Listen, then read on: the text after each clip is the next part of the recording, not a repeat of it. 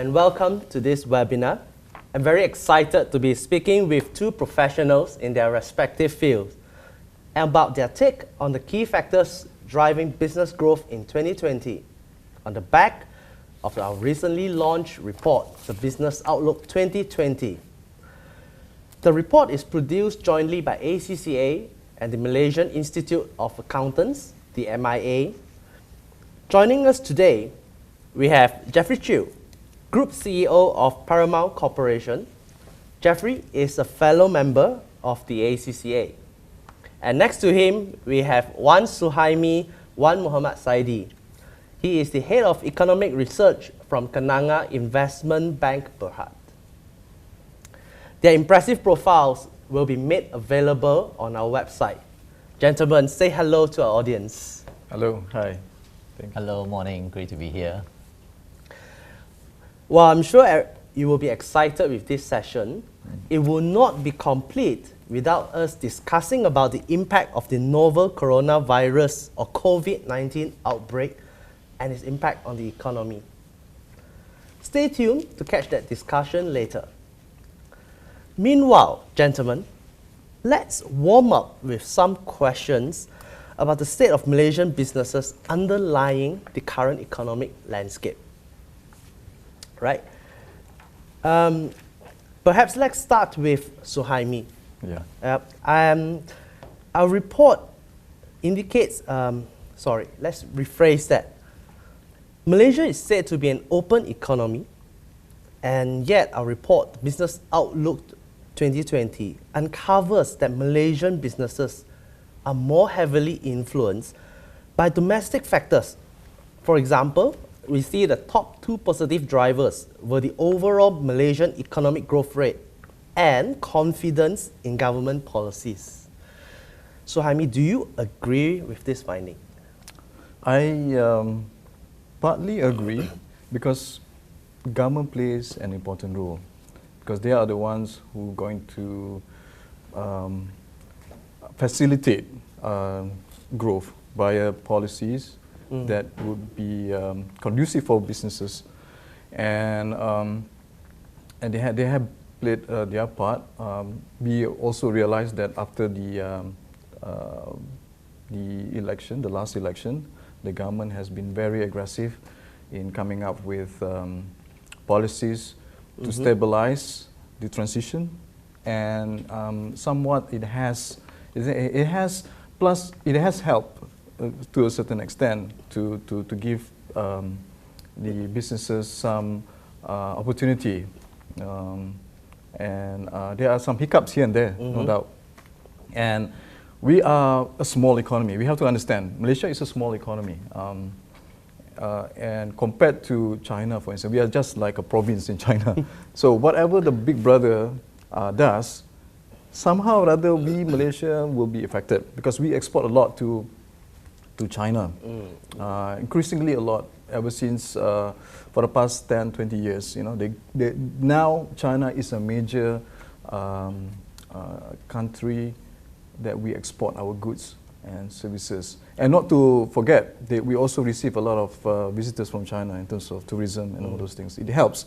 But unfortunately, currently, the world economy is undergoing a kind of uncertainty because of the trade war and all those things. We have no, how do you say this? We are influenced by what really happens outside the world because we are a small open economy.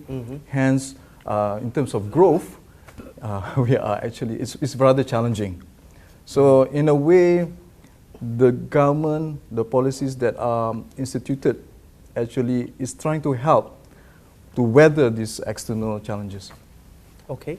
So how about Jeffrey? What do you make of this observation? Well, I mean, I can understand how the people look at, in terms of the two factors, the local domestic market as well as government policies play a very much important role in terms of how they feel about the next course of direction the economy going. I mean, despite the fact that Malaysia is an open economy, I think one will probably be able to attest that our import and export numbers overall combined is way much bigger than the GDP of the country. So in a way, yes, we should be looking at what's going on out of the world, and Suhaimi has said very much the trade war, as well as also potentially now the coronavirus COVID-19 will have an effect on Malaysia because we are a small economy. But I think what's really need to understand from a lot of perception and views of business people is that confidence is actually very important. Confidence affects things like the private investments and also foreign investments. So this may be a little bit long term, but even 6 months, 1 year, 2 years, if you don't have that confidence will have reduced FDIs, reduced private investment, which results in what? Result in exports, okay, in consumption. Then similarly, even on a private investment side, it's the same, private consumption side, and it's the same. A lot of people, if you don't feel they have enough confidence in the government policy, you will not spend. You not spend, and because you don't spend, it doesn't move the local economy, and the business people feel that there's something not moving, and that's where they think that it's more important to really make sure that they have confidence in a policy, the government have a right policy, a right direction, right execution as well. And that's what why I really feel that even for me as a business person, that's how we feel. You know, Malaysia economy is very big, but for us in Paramount Group, we have education business, we got property business. These two businesses are very much local domestic business. As much as we like to go and invest in overseas, you know, so that or get overseas buyers to buy from Malaysia, but it's actually not that easy. So domestic market is still important. Government policies is very important to us. But do you feel that we are actually getting too reliant on the government to drive the economy forward? Do we have another catalyst whom perhaps could move business performance besides government policies? I think if, let's say, the government, smart government and smart companies play a role. Because, you know, a smart company wouldn't wait for the government to do what it needs to do. And a smart government would actually be looking far ahead, especially with regards to the vision, what they want to achieve in order to keep pace with the global economy. So I think it plays hand in hand. What are the catalysts? I think in the future is to make sure that they provide the proper infrastructure, you know, both physical infrastructure as well as software. I mean, talking about you have people who are trained in the kind of skills to prepare for the future. You know, infrastructure-wise, you need to have all the technology. You're talking about 5G. You're talking about AI. All these things has to be in place, and the government has to facilitate this. So, what kind of government policies could actually help business to grow? If you can give us some examples. I think most importantly, if you look at the way the other countries are doing it, is either via tax incentives or policies that are very focused on certain sectors, you know, to encourage more businesses, more investment into that industry. Do you mean we should be more focused in the way government introduce incentives? In a way, yes. They be more focused. Like, for instance, I give you one example.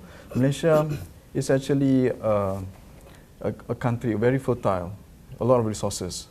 We haven't really tapped the potential of the agriculture sector, actually.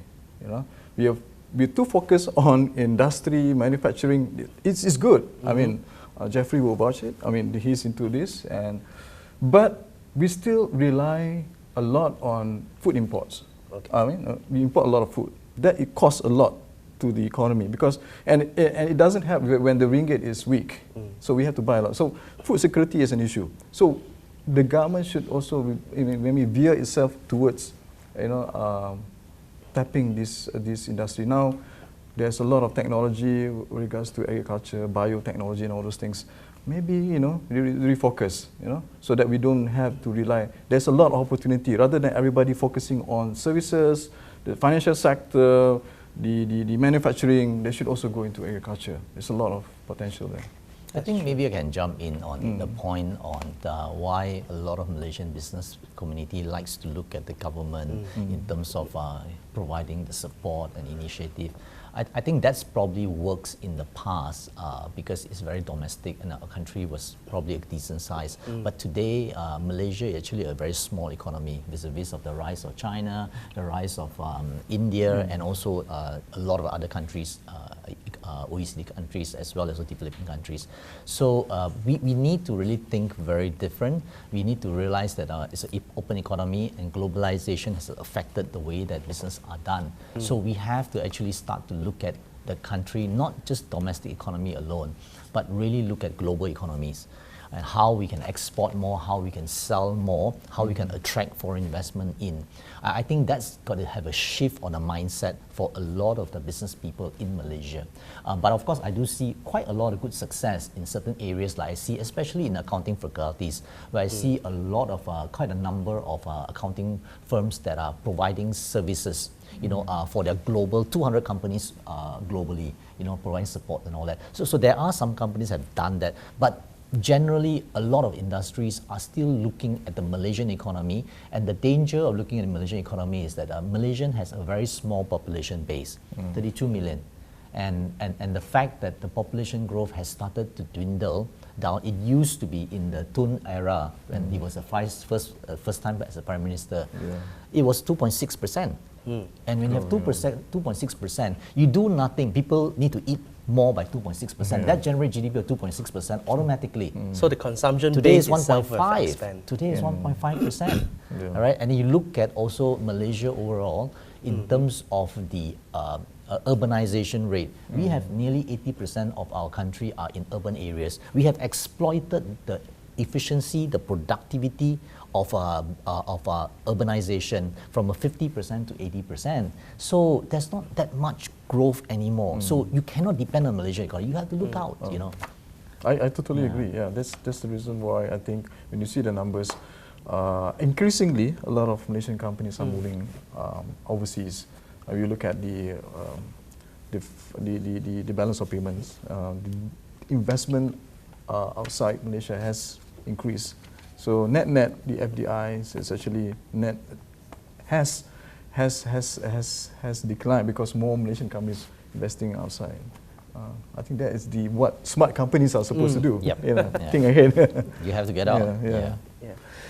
So I think still back to the question about government policies, we still see respondents saying that government policies, higher government spending on public infrastructure and regulatory changes play a key role in influencing the Malaysian businesses' growth. So it seems to indicate that the business community is asking the government to spend more on infrastructure projects which have more fiscal policies than monetary. Do you see that happening? Do you agree with this? I'd like to follow up on the point that I just made.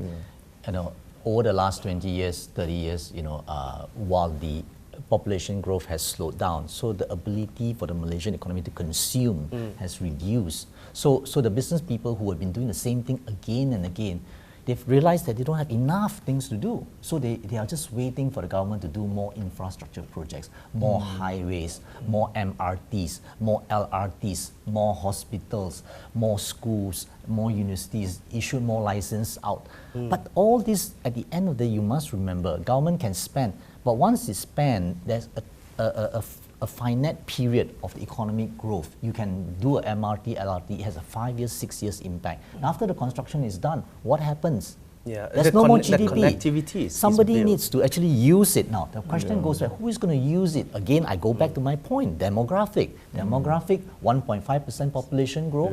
Who is going to use it? I'm in the education business for 5 years, from a banker, and I realized that in the tertiary business, the universities, there's no student growth at all in this market. Why? In 2003, I checked, the birth rate was 500,000. Today, it is still 500,000, my friend, Aaron. So where is the growth in student population? So if the universities couldn't go out there to Vietnam, to China, to say, hey, please send us your student. We have the best universities in Asia. They're not going to come. Then how do we grow? We ask government for more support.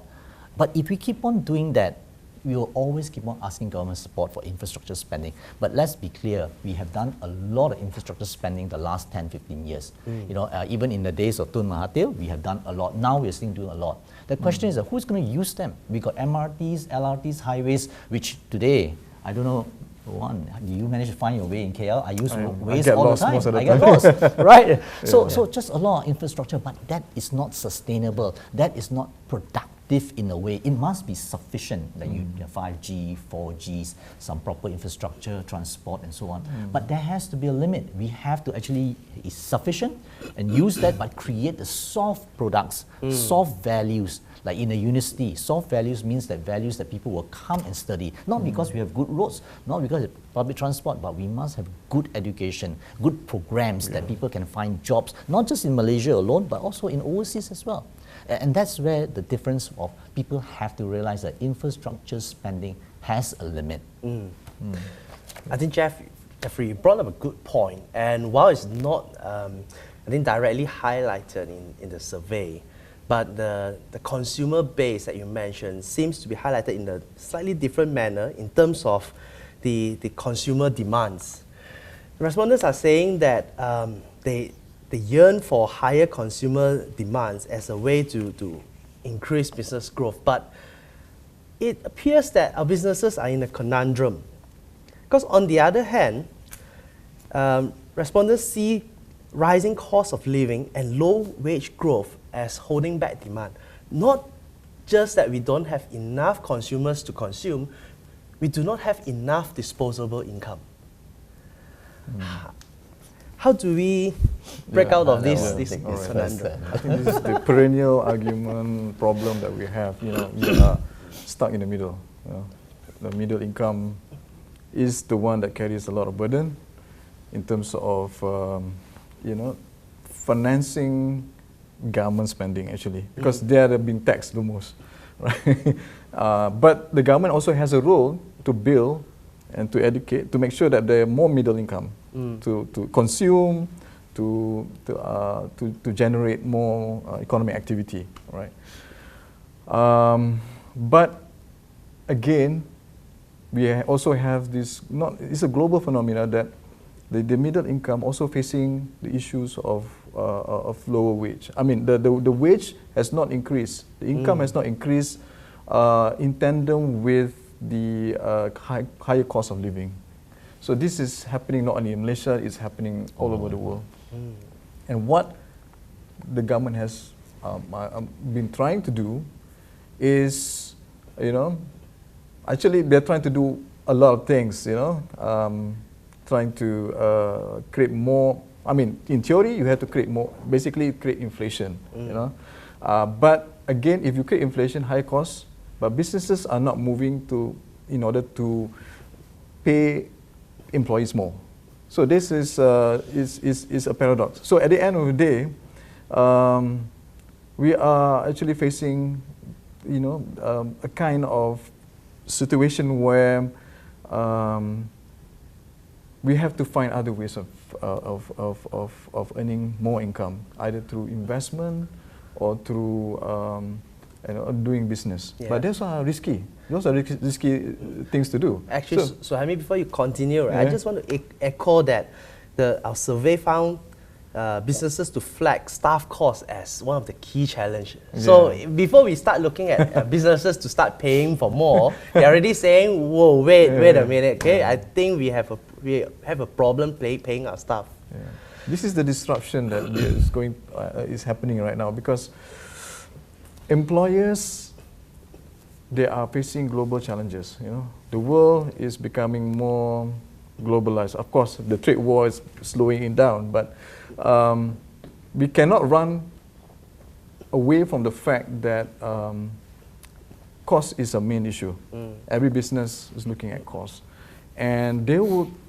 And for the longest time, I remember Malaysia, the policy is cheap labor.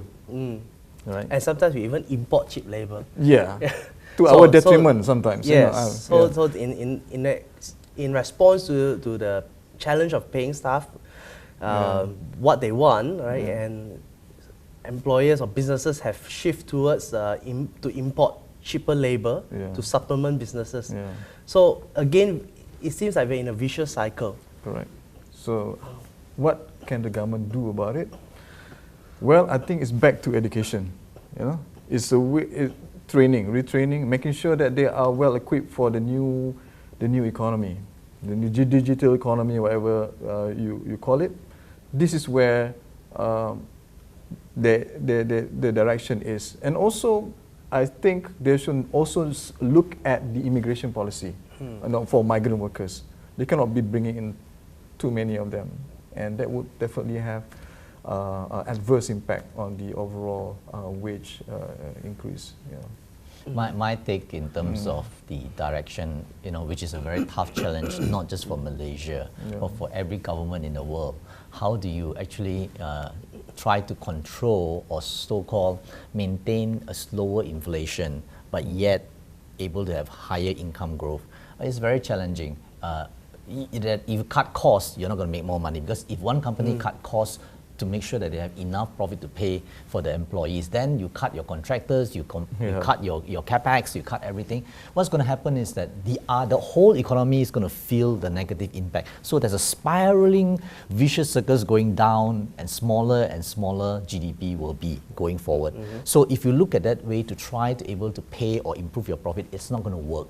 The only way for a businessman to really help to pay the staff's salary cost increase, to make sure that they can factor in the inflation, is to really grow your top line. Okay. Grow top line means grow business. How do you grow business? You need people to consume, whether domestic consumption or foreign consumption, export, tourism, or more infrastructure projects, right? Now, so you need to have that growth. So for me, when I joined Paramount about 5 years ago, our profit was 60 million. So, and our turnover was 500 million. We said that we just have to grow the business.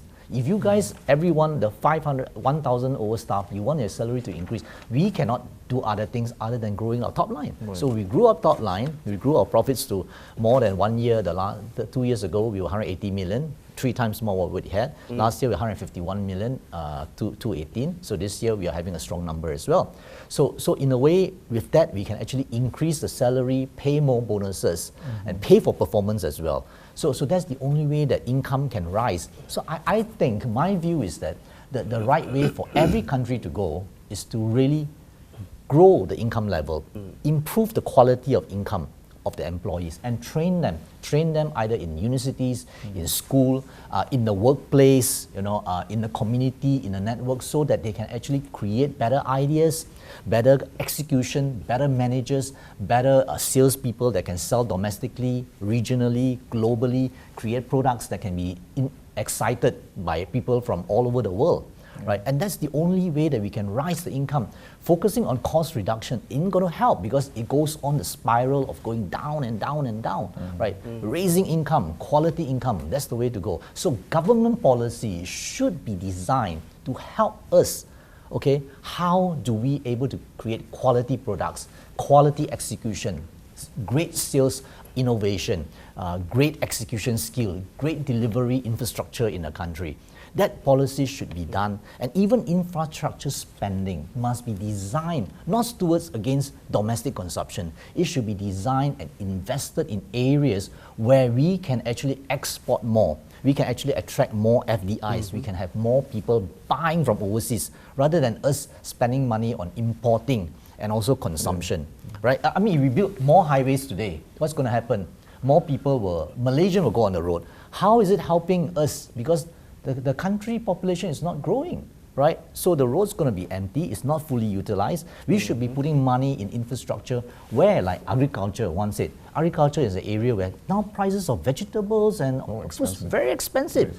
And people are moving from eating meat and carbo and all that to vegetables. We should be putting infrastructure support, investment, even policies, as well as infrastructure spending in areas to support those industries where we can export, So I think before we continue, just to recap, Jeffrey brought a few points. That is to increase income, right? It's not to cut costs, but rather to increase top line. I gave us a few suggestions. Firstly, to innovative products, that is to diversify one's product, to be more productive, so you do more with less. Right? And to build infrastructure, so to deliver those infrastructure to connect to the sector that you want to target upon. Like, for example, the sector that Suhaimi brought up is agriculture.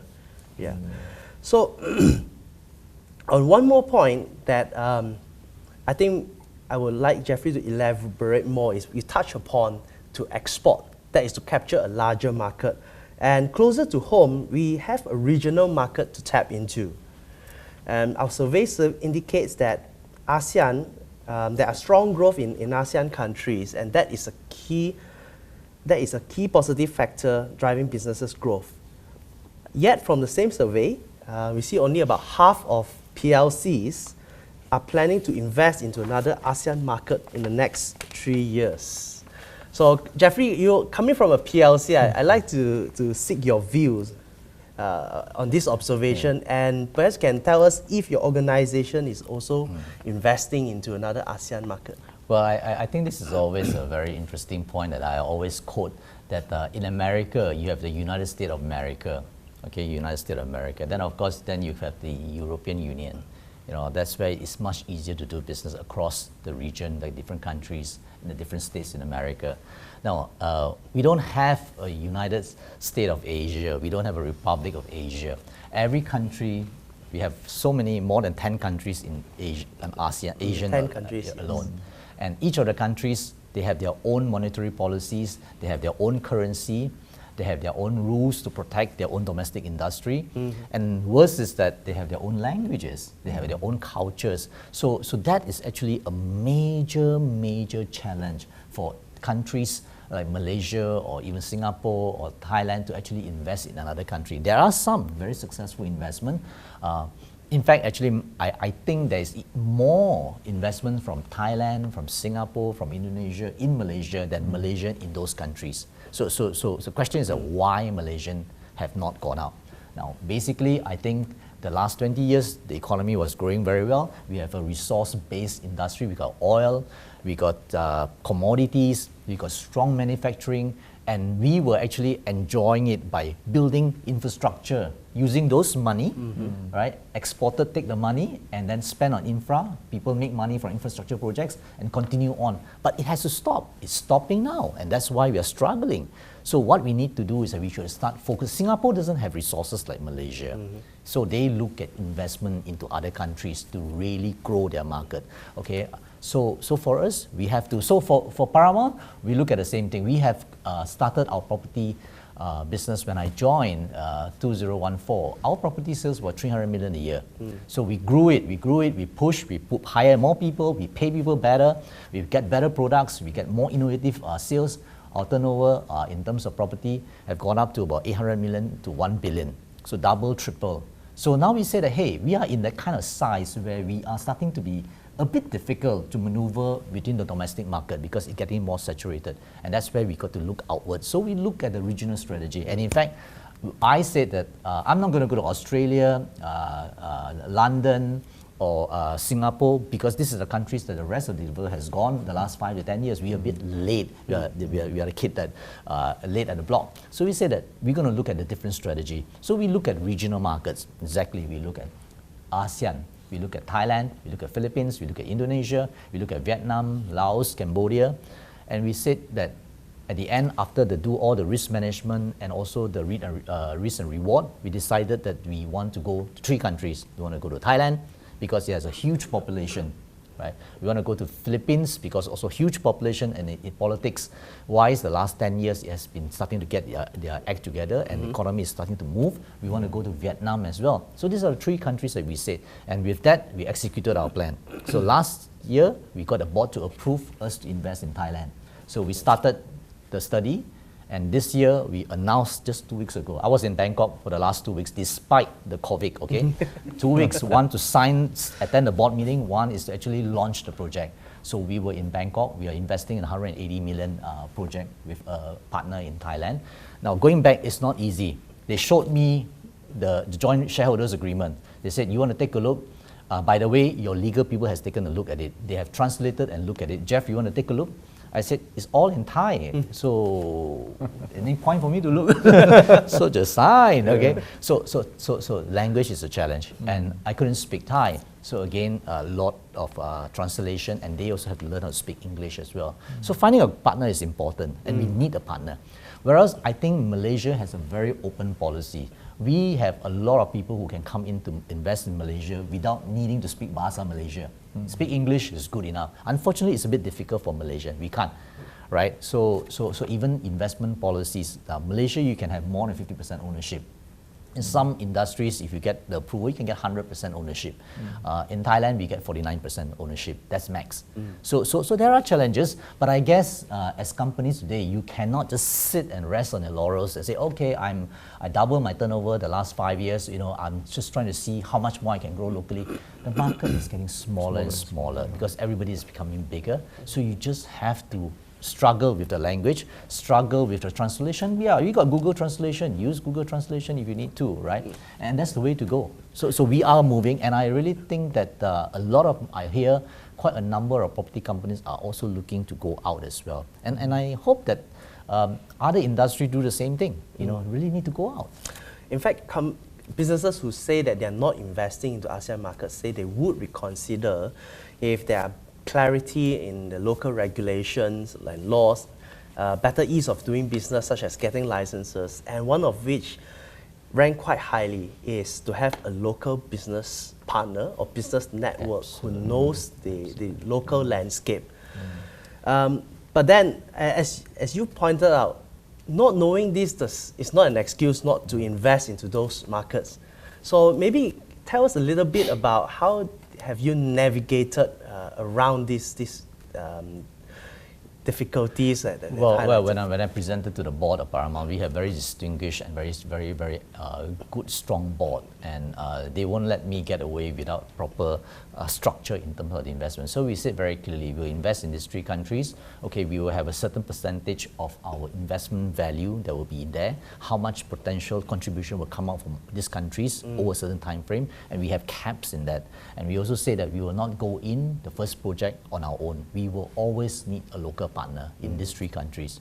So that was a mandate, and we went around looking for partners. We used networks like our banks, in Malaysian bank who are overseas, in Bangkok in this case, or in other countries, and we try to look at some of the partners, and we see whether the partners will fit us. So we took about 9 months to evaluate the partners, to see their projects, to talk to them, look at their value systems, how they do projects, and whether it could fit with us or not, and whether they would cheat us as well. So that's very important. Okay, so trust and then we build the trust, and we say that that's how we're going to go ahead and do it. You need to invest time. So we invested about nearly 9 months just to get to know each other. Right. So that's time investing in getting to know a partner. In fact, when I spoke with practitioners, I say ASEAN gives you a lot of opportunities for practitioners who have the right connection and who have the right advice for their clients. But seems like Jeffrey brought up another point as well, that is even banks now would have to have network in those countries where their clients like yourself want to invest into, because I presume here you want to deal with just one bank rather than a myriad of them. Well, I think in terms of banks, it's good that the bank have a regional footprint and so on.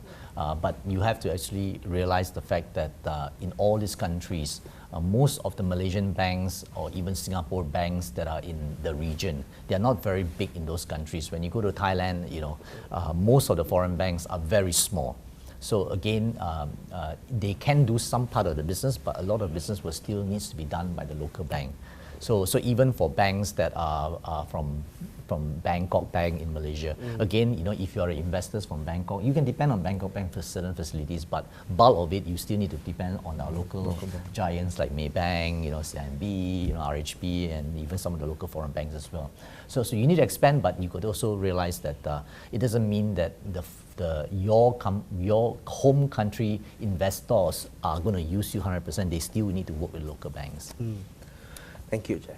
I'd like to hear from Suhaimi as well, but I would like to tweak the question towards the SME angle. Okay. Right. So we see a lot of SMEs favoring Vietnam or Indonesia, if they have a regional ambition, do you share the same views, or where would you go?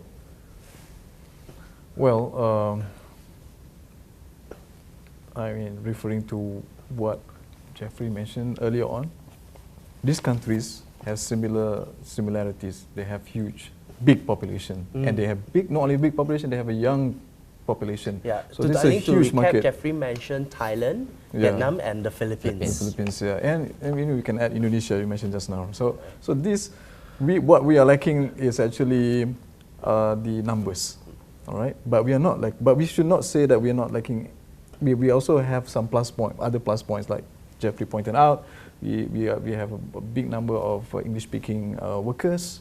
In terms of higher education, per capita, we are one of the highest. And I think the government is really supporting in terms of the education system. Although the syllabus, in terms of all these things, needs to be tweaked a bit. But overall, policy-wise, is there. Your question, why is it? Why we should go to Vietnam, Indonesia? Where would you go? Where would I go? Either one, is it? Yeah, but I would no. I mean, Yeah. SMEs favor Vietnam and Indonesia. Yeah. Do you share the same view?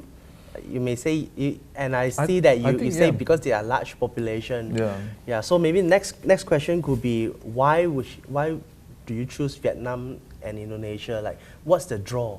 I think because I'm not familiar with their regulation in terms of how their investment and all those things, but from what I gather in terms of the macro numbers, in terms of FDI coming into these two countries, it has been really it has been better than Malaysia, to be honest with you, because investors would actually, or companies, they don't mind going over the regulatory barrier because they could see in the future there's a big market potential, So once they see there's a big market potential, the regulatory barrier is actually secondary.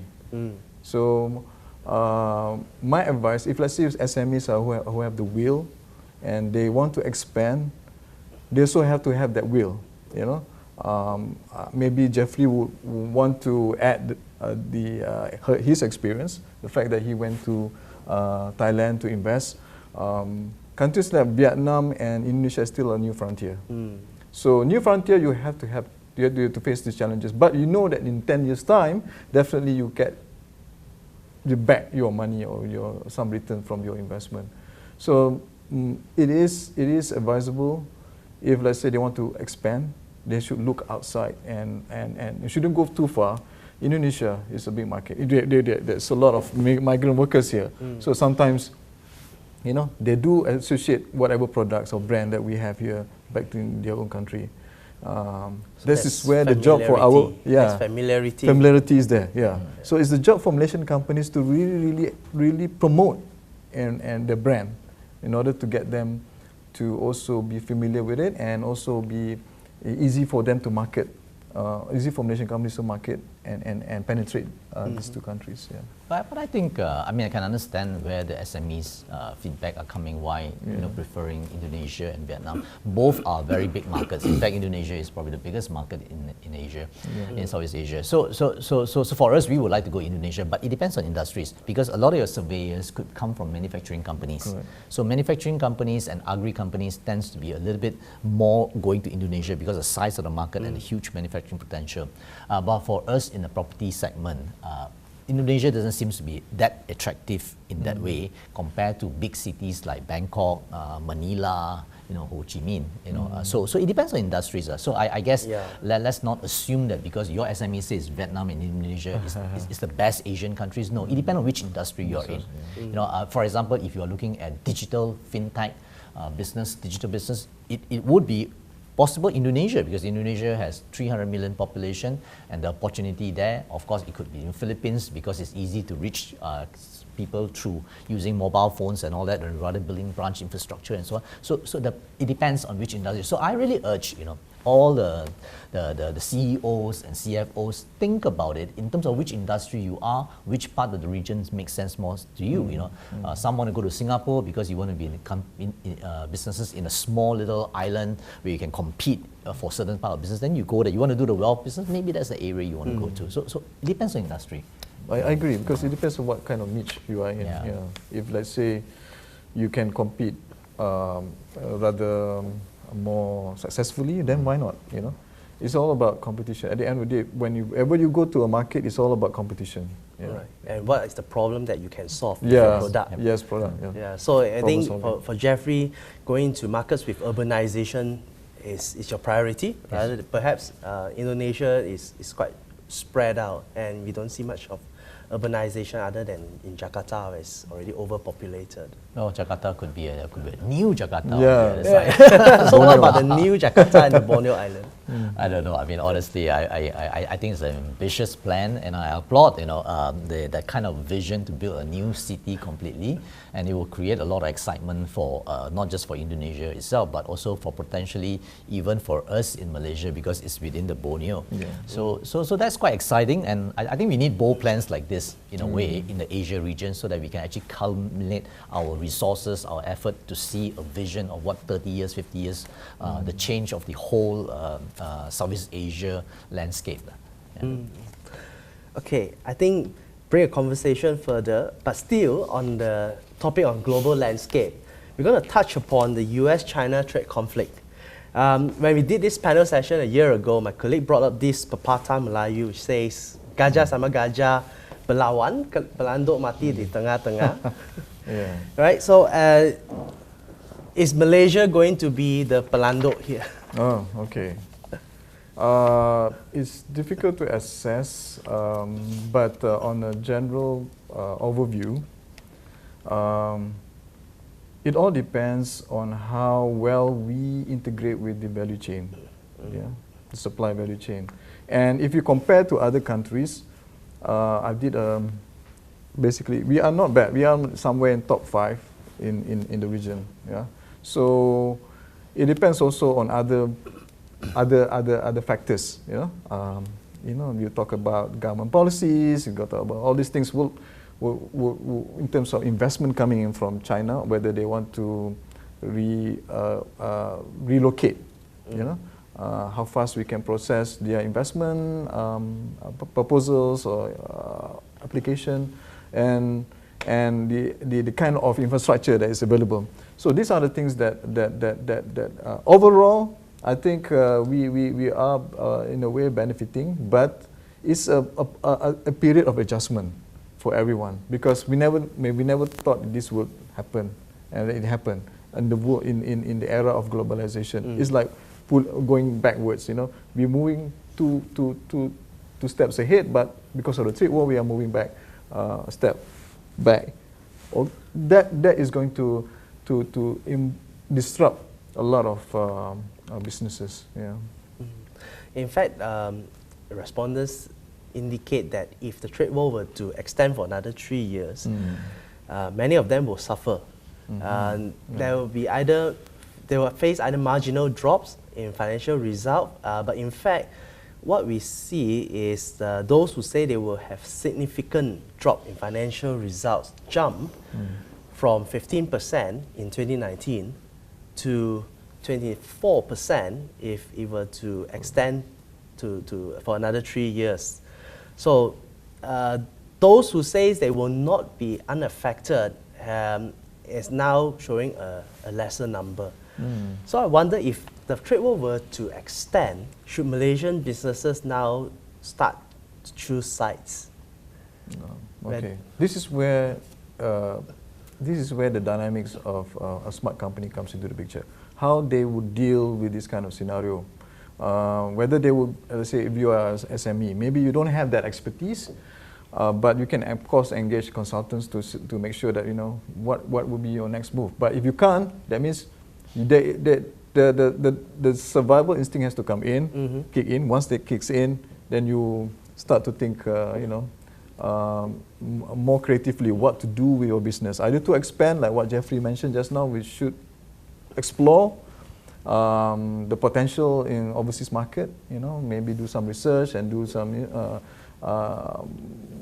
feasibility studies before you go and indulge yourself, invest in the business in a foreign country, or you can do a kind of self-disruption locally. I mean, self-disruption. Self-disruption, not okay. destruction. Yeah, Sorry. that's okay. Yeah, Just self-disruption. self-disruption. Yeah. That's what most companies are.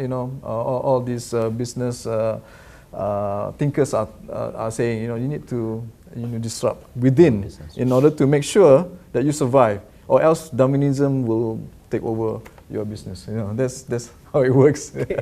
Would you mind elaborating a bit more about self-disruption that Malaysian businesses can do? Well, that's a good question.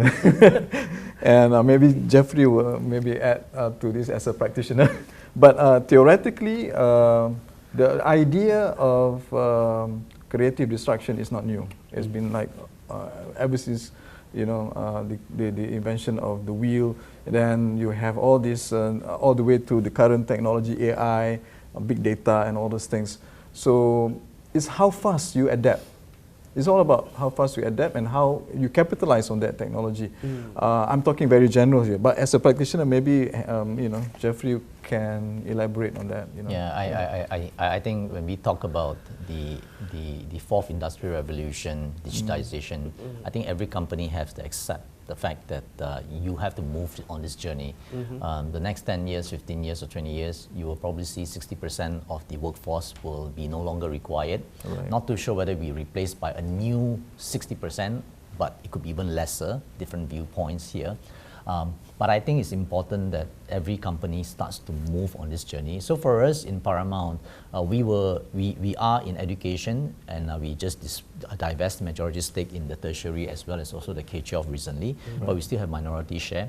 But within that 5 years period before we did the divestment, we were already trying to disrupt ourselves. We look at the tertiary business. We think and ask ourselves, this so-called concept of vanishing universities.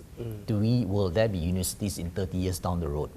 So because of that, we were studying in terms of how we disrupt ourselves, and we actually invested in a platform, an online digital platform, where they actually supply online platform programs working with the universities to provide online courses to their students and all that in Malaysia and Australia. So we invested in a company. The company is called Open Learning. So recently, after investing about 2 years, they went for IPO in Australia now. So the goal was to make sure that if there's going to be a disruption in that area, we have a leg in it. And so we invested our shareholding roughly slightly below 10% now in the company.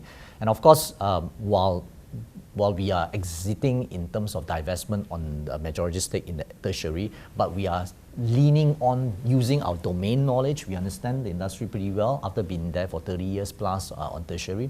We try to use those knowledge, those experiences that we have to see whether in the new world of online digital education, how we can actually benefit.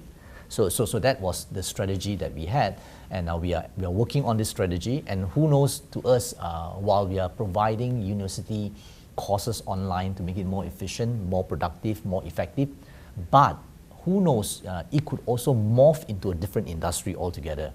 One of the potential industries that we see could morph into is perhaps it could be a job procurement platform as well. So who knows, we will be the next job streets portal for a global portal if we move this on a global basis. So there's a lot of options. So we're just trying to disrupt ourselves as many ways as possible. We still haven't tried to disrupt ourselves in terms of building homes in a different way. We are still doing IBS, slow step by step. We don't think people will be living in air pockets, they will still be living in buildings. So we're not trying to disrupt ourselves that way, but in terms of employing automation, technology, and whatever application that we can have to make our process more efficient, not just the building of the building, but sourcing of land. Right. finding financing for the land, as well as also designing the product, making it more efficient by more technology, distribution as well, and also process of using application, how do you deliver, hand over properties to companies, how do you manage the defects of the building when you hand over. So all this technology comes in, and hopefully what you do is that ultimately not just disrupt, but make yourself so efficient that your cost will drop by 40% over the next 4-5 years. And that's where we can keep the margin, and we can keep on paying people higher and higher constantly, because we still have the productivity and also the profitability. Yeah, this is in a way diversifying your business, or the way you do business. But how this helps you with navigating the uncertainty produced by the US-China trade conflict? I mean, we are a little bit lucky in a way. We're not in manufacturing, you know, so we're not affected directly on a trade war in that sense, directly. But my view has been on the trade war since 2 years ago when it erupted, was that Malaysia could be neutral or could be positively benefiting from that, because, you know, there could be more setup of different value chain that could involve Malaysian companies in Malaysian factories, or it not necessarily has to be in Malaysian factories. It can be a factories in neighborhood countries where it's probably will have a good arrangement, good profile with the United States, and they could actually be producing on behalf of China if the trade war continue on.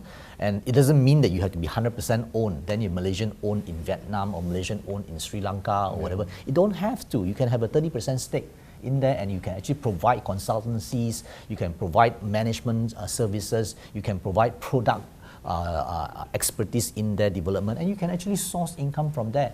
You know, a lot of companies evolved the last 100 years from some of them are manufactured, they turn into consultant companies, right? They become product designers, you know, so you need to evolve as a company. You cannot stay still. Kodak disappeared, you know, because so in a way, Jeffrey, you're saying that we should move towards a knowledge economy and not become the factory of the world.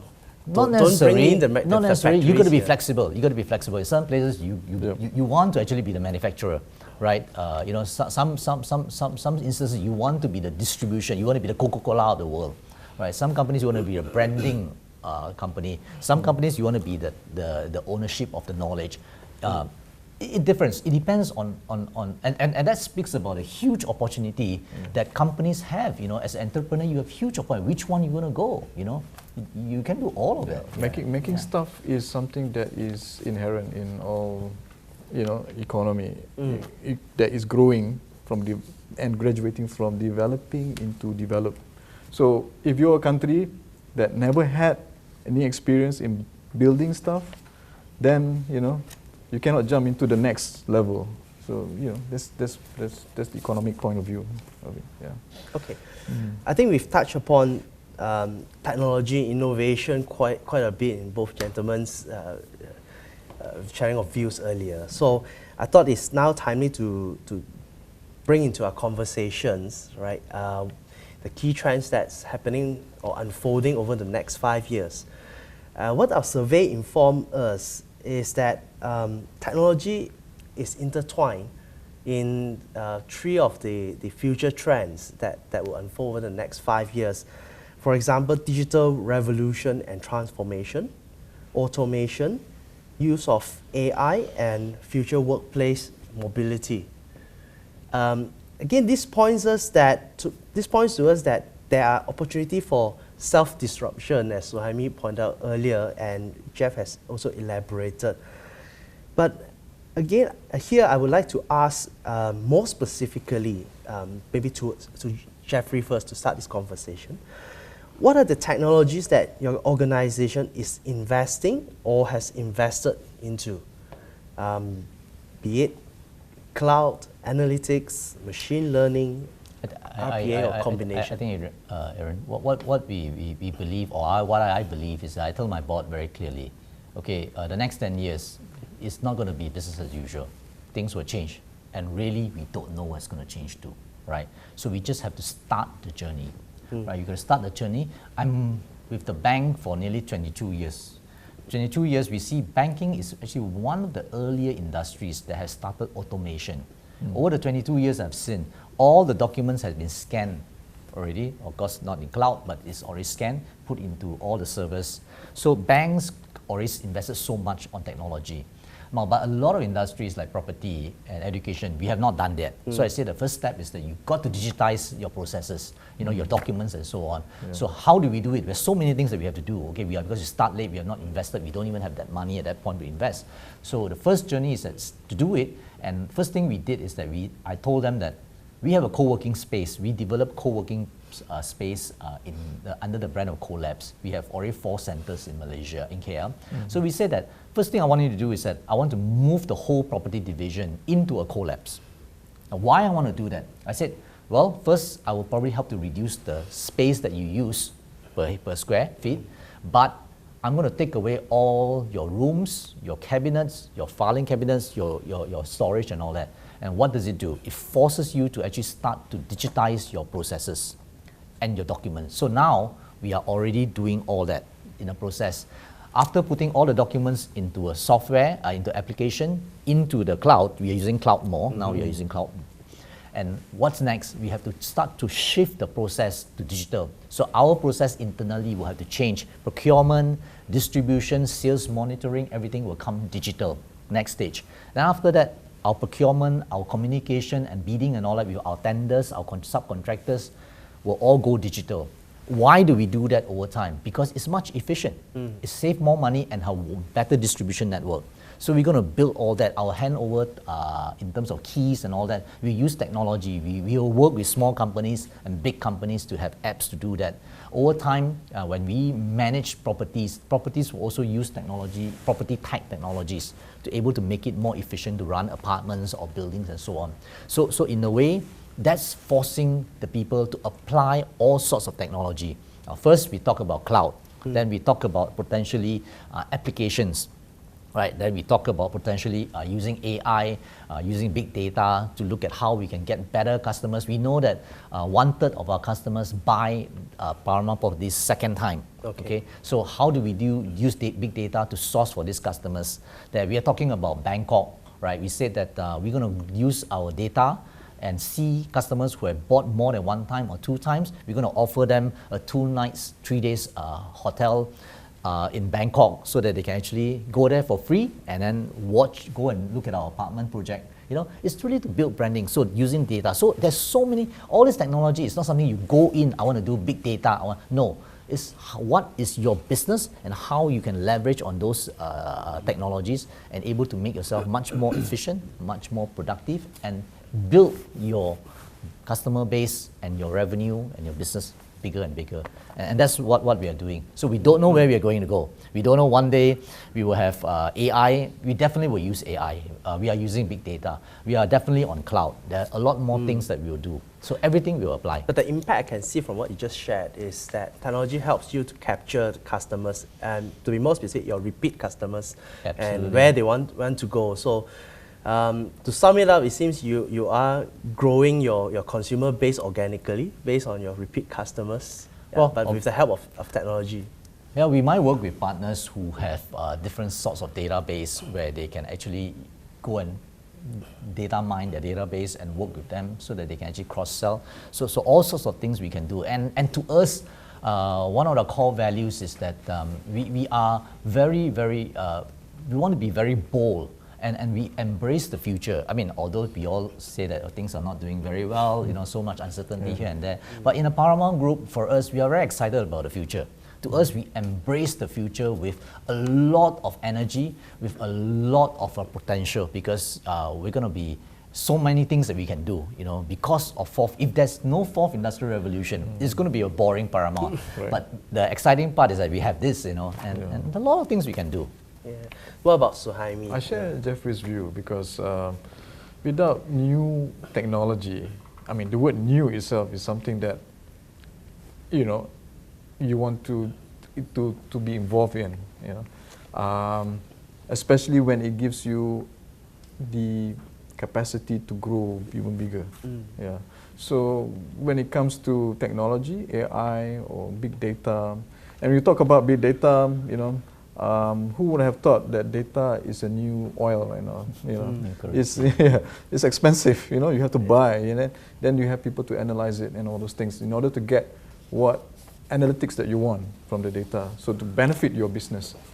I think the revolution that we're going through right now, there's no other way but to embrace it. Yeah, in order for us to move forward.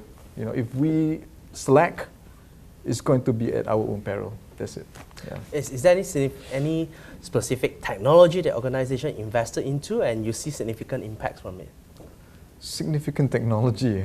No, sorry, any specific technology that produced significant impact For what? For the for your organization? more the banks, the organization. Yeah. My organization. Yeah. Well, currently, because we are one of the top 3 stockbroking company in terms of share, you know, but the capital market is shrinking actually, because not really shrinking in terms of size, but in terms of people involved in it, because the major part of the share of the equity market is held by big institutions, right? The government-linked funds and as well as the private-linked funds, and not many retail investors anymore. So what we are trying to do right now is trying to move into fintech as well as and one of it is to do we form algorithm trading unit in order to capitalize on this technology, because you know, the speed of which people decide nowadays to invest, to buy, to sell is very fast, and by the time they read our report, a fundamental analysis, it's too late, you know. So AI is the one that is going to decide what is the best investment, and nowadays people don't invest for the long term. They invest, they sell, they trade, then they arbitrage somewhere. So this is the thing that is happening right now. So we also have to evolve. So we have engaged many providers of fintech and algo trading for us to move forward. Yeah. Then could technology like AI like this be the catalyst for business growth that Malaysian businesses should put more attention into and more action? Definitely, is where the money is actually. You know, the money that we spend on investment, although is on AI or big data, whatever it is going to be reflected in our balance sheet one day, if we were to be able to harness and apply it and know how to apply it and harness its full potential. So that's where the future in our industry, especially when it comes to investing in the investment sector. Because it's very challenging right now, you know, because we are in the term that we have been discussing earlier on. Actually, the term for the low growth, low inflation is what we call the secular stagnation period, where it's very tough to discover new higher yield, you know, higher returns in investment. So in order to find every tiny bit of higher return, we have to use technology. There's no other way. Yeah. So I think putting things on a broader perspective, we've spoke about increasing the consumer base in order to grow business and also reaching out to the regional market. What about using technology to capture this wider market, be it domestically or regionally or globally? What will be your views, gentlemen? Well, I mean, moving to a little bit on the fintech side, a little bit on my private investment side, where I invested in a fintech called Fantastic.com, where we are peer-to-peer lending platform. Okay, we already been in operation for nearly 3 years, since July 2017. So this platform able to connect both the borrower and the investors. We have about nearly 20,000 investors, individual, who invest in the loans, the notes that issued by the borrowers. We have issued about 1,100 notes already. That 1,000 over borrowers have come on the platform to borrow. So the platform is very fully straight-through process, no manual process at all. So in a way, it's able to reach areas that we have not. I mean, we are an organization of less than 30 people. And I mean, I came from the bank, and our OCBC bank, we used to have 5,000 over staff and 20, 30 over branches to deal with the whole Malaysia. But this platform, we've seen that we could actually lend to companies in Kota Baru, we can lend to companies in Kota Kinabalu without even seeing them, going visiting them. So technology has enabled us to do that. Now, so we have tested this in domestic Malaysia. Now, why can't we do it regionally? I mean, I'm talking about banks, or even what Swami was talking about. How do we connect players, customers, both sides of the field from one country? For example, when we talk about digital bank, all our digital bank players are looking at how do we get in the domestic market. To me, I think that's ridiculous. Our domestic market is already so competitive with 32 million customers. If anybody who wants to go in digital banking, you need to tell me how you can actually connect Asia together as a digital bank, or even connect globally. Become the global bank for Malaysia if you want to be the digital bank. Don't become a Jago Kampung Malaysia to compete with Maybank, CIMB, and a public bank or whatever, because the market is very small, and then you're going to get yourself killed. You try to do that, right? So technology has been an enabler, and it will be an enabler. And I've seen it done in organizing 30 people, which I invest quite a bit of money in that platform. So I know it can be done, and it will be done. If I don't do it, someone else don't do it, it will be done anyway. If not my Malaysian, it'll be a Singaporean. Not my Singaporean, it'll be by a Russian who's already in Philippines doing a digital bank now. So technology is the most important part. And I think the point about technology is that it will displace 60% of the workforce. But the danger is that it might not create 60% of new jobs. So because technology were meant to be very, very efficient. But ultimately, what's going to happen is that many governments, policymakers will have to deal with the issue of using technology so efficient by the community when that happens, and they realize that a lot of people don't need to work. People will start working 3 days a week, 2 days a week, don't even go to office. And how do you deal with motivation, job satisfaction and all that? So that's going to be the problem for the government in the next 20, 30 years. But that's going to be true. You won't have enough jobs, but everybody will have enough. But not enough jobs for you to do. But that's life, like holiday all the time. Right? I agree. So I think that brings us to the next question as well. In terms of, you brought up a point that technology is going to displace jobs. In fact, when I first look at the survey results, to be honest, I'm quite happy, because you see that technology is not going to replace all jobs. In fact, some say 30% of respondents say it's going to create new jobs in their organization. So this should be a sign of relief for those who were spooked earlier by the negative sentiment that robots going to take away my job. But then again, you could be on holiday, as what Jeffrey alluded to earlier. So how is your organization preparing existing employees for their future task, to do their jobs more competently and to enjoy, and hopefully not to enjoy too many holidays? You want to go with this? Speculation. I think I would give it to the practitioner, the honor of answering this question. I have very strong views on this. Okay, unfortunately, I don't agree with the people who says that the third industrial revolution, the second, it created more jobs. You must remember, in those revolutions, those days, it was in the 19th century, in the 18th century, where the population growth was growing. Today, the population growth is flattening. In China, population growth is 0.4, 0.5, right? So India is the one that's growing very fast. Other than that, all the countries are stagnating.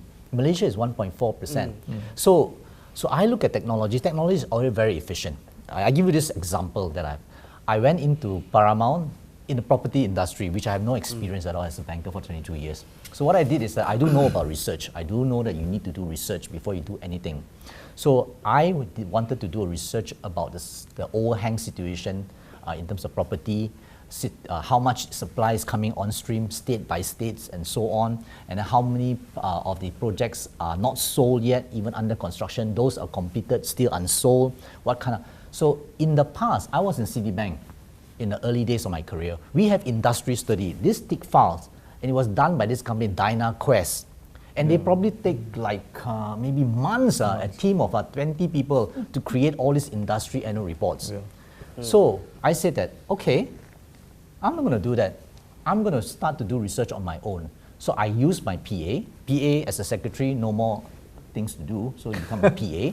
The PA, I said, okay, go to Bank Negara report to look at income levels, okay, by different, go through the EPF platform to see how many people have more than 500,000 income, 200,000. Go through all this database, give me all the statistics of income and availability and affordability. Go to NAPIC, pull out all the statistics and map them out in the research. So 2 months, we spent time doing it, and we completed, and we even shared this with Radar, some of our research. Now guess what? Where's the research team of 30 people? It was Mr. Jeffrey Chew and my PA. So 30 people reduced to 2 person. Where is the replacement or new job created? No, I created one more job for the person, but I reduced 29 jobs. So it's not going to be a situation where technology is going to create new jobs. The past first, second, third revolution, it may be fourth industrial revolution, I'm very sure there'll be less and less jobs. And you got to make sure that you got to be the one that able to fit yourself in the job early, and you could keep on growing and transforming and learning, because you may be out of the job before you know it. Because, but the good thing is that you have a lot of holidays, because you're going to be very productive as a business person. You're going to, as a senior executive CEO, you're going to be very productive. As a CEO, you can conduct 6 meetings simultaneously in 6 countries using telepresence, what Cisco has to run. You can use AI or yourself. Today, there are platforms where I can create a Jeffrey Chew, an AI of Jeffrey Chew, that I can actually give you advice. You know, all my companies, let's say I got 6 countries in property. I can give them advice about product design, about marketing, without being there physically. AI can answer it for you. So technology will reduce jobs, you know, and that's something that not tomorrow's problem, but it's going to be a next 5 to 10 years problem. So jobs creation aside, right, what would be the competencies that will be required to do our jobs with technology? Because from what I hear, research is not actually a new skill. It's not even a new competencies. It's something that if you have been in the profession for an accountancy long enough, or at least 5 years, you will have picked up that skills. So is there any new competencies that's required? Everybody who goes to the university, make sure that you sign up for computer science program modules. And then everybody should just try to learn to do a bit of programming. Okay, these are the 2 basic skills that you will need ultimately. So with that, then you can do a lot more things.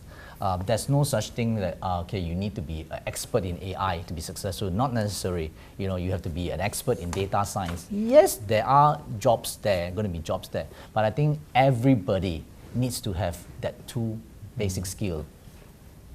Yeah, but I think at the end of the day, we also need people who are artisans, right? Artists, you know, all those things. And apart from, but what Jeffrey mentioned is those people who are, you know, into the conventional job market. But for those who are, you know, inclined towards other things, maybe they can explore, you know, other things that could benefit humankind, or benefit, you know, in order to get, you know, to explore the potential of human capacity. Science, you know, all those things. But we're talking, you know, I could relate what Jeffrey is trying to say. It's more like, you know, especially in this corporate world, in the services industry, those are the essential skills that we need. Yeah, interesting, because if we have more holidays, somebody needs to figure out what will we be doing in the holidays, and then jobs will be created in terms of managing our holidays, and vacation and all that. Plus, we need a masseur, you know, during your holidays. So in another case is, there could be new jobs, it's just not completely different. Completely different. It's just not what you're doing now. It's not conventional. It's not just replicating what someone is already doing, but it's completely new. New service, new products. Right? Okay, so back to the elephant in the room. I said we're going to discuss this, and we let this into the last question before I let the gentleman off. The novel coronavirus, or the COVID-19 outbreak, was not known in November 2019 when we did this survey. So the outlook was, I would say, rather positive. And now what we experience is the virus outbreak has disrupted businesses in China and businesses whose supply chain depends on China. Thus requiring some businesses, including Malaysians, to revisit their business plans and also budgets for 2020. So I would like to start this conversation first with Suhaimi, because I know you have done rather impressive analysis on the impact of COVID-19 on Malaysia's economy. Can you tell us a bit about the impact that you're seeing? Yeah, the WHO has mentioned that there will be this mystery virus or virus X eventually after SARS, after MERS, after all these other pandemic. So this is the COVID-19 is actually something that this is the virus that they are talking about that is actually creating a lot of devastation for the economy as well as human loss. The issue now is with regards to the impact on the economy, apart from the human loss, is actually the fact that China is aggressively doing something about it because they have learned the lesson in SARS.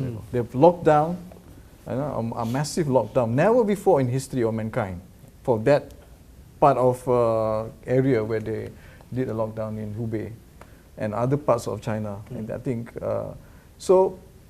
The impact of it is devastating when regards to supply chain. Right? This is where you question about the supply. It's good to have a control of supply chain. It is efficient, just in time, save costs, blah blah blah. But one also have to understand. They also have to take into account the issue of predictability.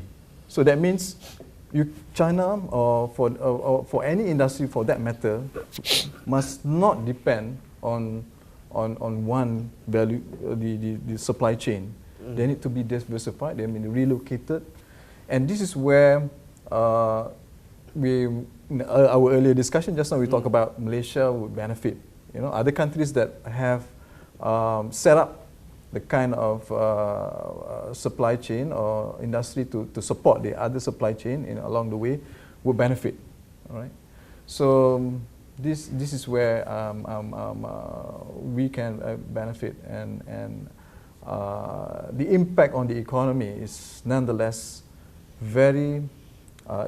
They say it's going to be very bad, no doubt about that. We are coming from a slowing economy last year, and this year, the global economy is going to slow down further. Then what compounds it is the coronavirus, the COVID-19. It's going to make it even worse. In fact, the Fed Chairman Jerome Powell himself said that admitted that this is going to affect the U.S. economy. But you must remember the U.S. economy, the biggest economy in the world after China, of course, it has gone through the longest stretch of economic growth in history since 2008 until now. So the question is, when is it going to slow down, or when is the next recession will be? So far the recession, the economic growth has been supported by Trump's policy on tax reform and stimulus package for infrastructure, and this year is the presidential year. So the most likely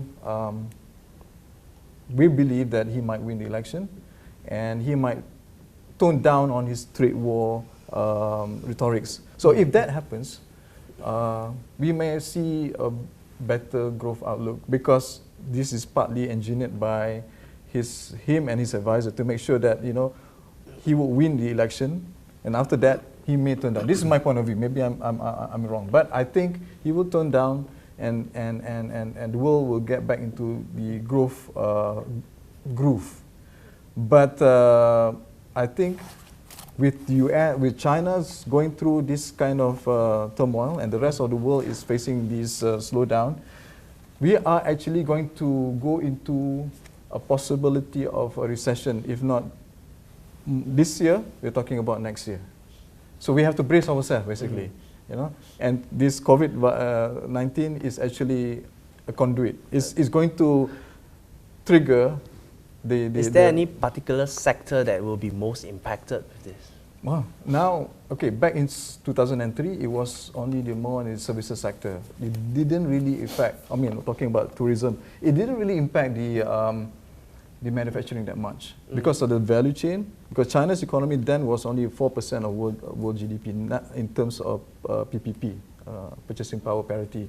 Now it's almost 19% or almost 20% of purchasing power parity. If we look at PPP, it's the biggest and second is US. So it is very influential. So whatever slowdown that China is going to experience, the rest of the world is going to experience, whether sooner or later.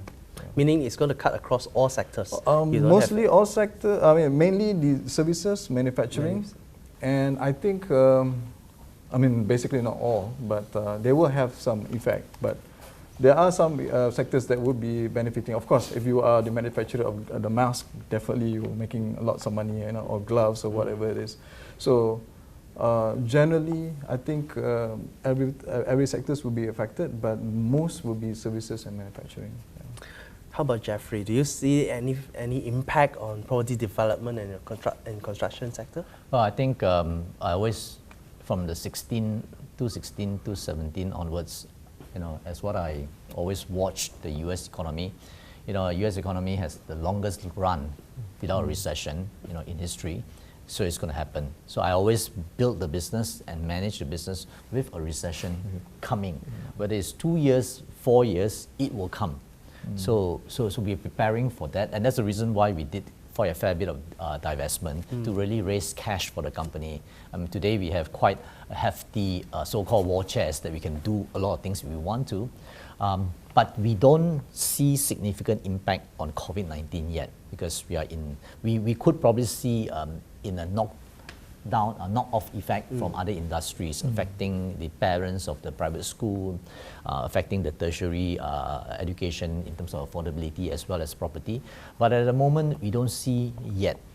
We think that this one could be a little bit more temporary, and we see the trend in terms of the emission and all that has really stabilized and come down. I think we are more worried about potentially this looming potential recession on the US, whether it will come now with the presidential election year. So probably may not happen so soon, but probably maybe next year, year after next, I don't know. Yeah. So what should Malaysian businesses be doing now in the face of such uncertainty? Recession could be next year or in the next 2 years. Like I said, I think we got a little bit of we are quite late in the night. We are probably 10 o'clock, 11 o'clock, but I think there's a little bit of extension.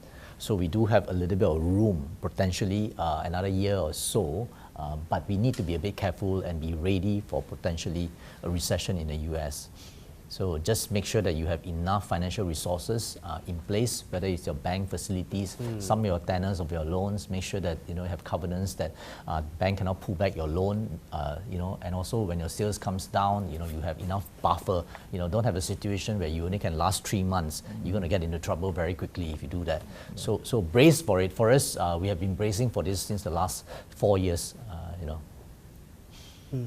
To quote Intel's ex-CEO, only the paranoid survive. Yeah, only the paranoid. You watch the indicators every time. Yeah, keep on watching the indicators. So Suhaimi, do you have any advice for Malaysian businesses? My advice, I think the best advice comes from a practitioner. But maybe I'll ask the economist. What's your view on interest rate? Because for us in the property business, interest rate is an important thing because we have quite a large borrowing, to finance our projects, and of course in the past was education assets and all that. So buying land and all that requires financing. So every drop of 100 basis point of interest creates another 10 million, 20 million in terms of profits to our company. So, and of course, that's just on the saving of the loan. But the other part is that once the interest rate drops significantly, the ability to borrow in mortgages increase significantly, as well as also the disposable income increase significantly for people to actually able to spend and invest. So for us, interest rate is very important in our industry. What is your view of interest rate? But let me just also add on to what Jeffrey asked is, one of the key positive factors that the respondents say will affect the business growth is low interest rates. So it's as if that our respondents in November is expecting the low interest rate, and then Bank Negara made an announcement in January. Okay, that's a good question actually. Let me answer Jeffrey's question first. Number one, I think there is the consensus that Bank Negara will cut another 25 basis points.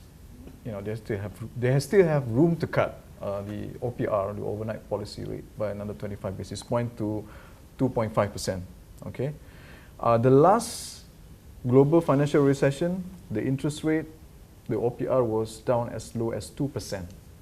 So meaning that we have, after cutting, let's say they cut this much, the next MPC meeting, the Monetary Policy Committee meeting, is on the 3rd of March. Let's say they cut it 25 basis points. If anything, they most likely have room for another 50 basis point cut. But I don't think they're going to do anytime soon after that, because they will save it for, a possibility of, if there is if a global recession going forward, or the US going through a recession, or for that matter, Malaysia going into a recession, God forbid. So that is a possibility of another 25 basis point, no doubt. A 50 basis point, maybe Bank Negara would say, okay, wait, we're going to use it as our ammo for the next possible downturn. To answer your question regarding, interest rate is actually a blunt financial monetary tool. I mean, economic tool to stabilize mainly the financial market, although it helps in terms of the economy. But interest rate has been actually the bane for not only for the current economic situation, but for the future as well. Because of too low interest rate is creating future uncertainty and risk, because that creates the likelihood that it will be used for speculation and all those things, because it's cheap money, right? So I still believe that fiscal policy would be the main push for the economy to sustain long-term growth. This is where we need fiscal space. The government needs to have fiscal space in order to sustain long-term economic growth. Interest rate is for short-term, stability too, for the financial market as well as for the economy. What Jeffrey mentioned. Right. So thanks Suhaimi for ending the session with that great quote. Fiscal policy is the way to strengthen the economy. Interest rate is just a short-term measure. Okay, so ladies and gentlemen, that's all the time we have for this session. I hope you have benefited from this session, and I would like to thank our panelists for their frank and informative inputs. Please get a copy of the report and look forward to meeting you at future ACCA events. Thank you, gentlemen. Thank you.